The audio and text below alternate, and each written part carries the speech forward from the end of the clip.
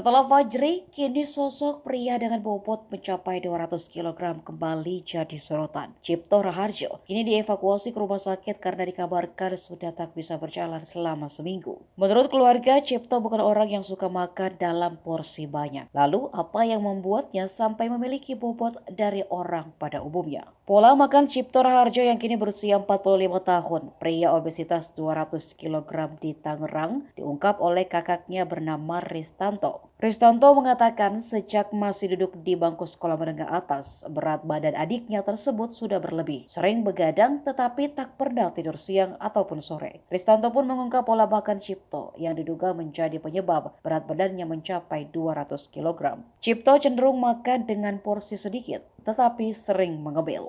Malam pun kebiasaannya sering dilakukan. Sejak dulu Cipto tak pernah tidur siang ataupun sore, namun memiliki kebiasaan buruk bergadang setiap malam. Ristanto menduga kegiatan begadang itu membuat Cipto makan di malam hari. Di sisi lain, Ristanto juga mengungkap kebiasaan sang adik yang tak pernah lepas dari air es. Tak peduli pagi atau malam, Cipto pasti minum air dengan es. Lebih lanjut, sebenarnya berat badan Cipto sudah berlebih sejak SMA, tetapi Cipto merasa badannya baik-baik saja. Barulah ketika usia semakin bertambah, Cipto merasakan sakit di kakinya. Sampai hari ini Cipto masih mendapatkan perawatan di Rumah Sakit Umum Daerah Kota Tangerang. Namun pihak keluarga belum mendapatkan informasi resmi mengenai kondisi yang diderita Cipto.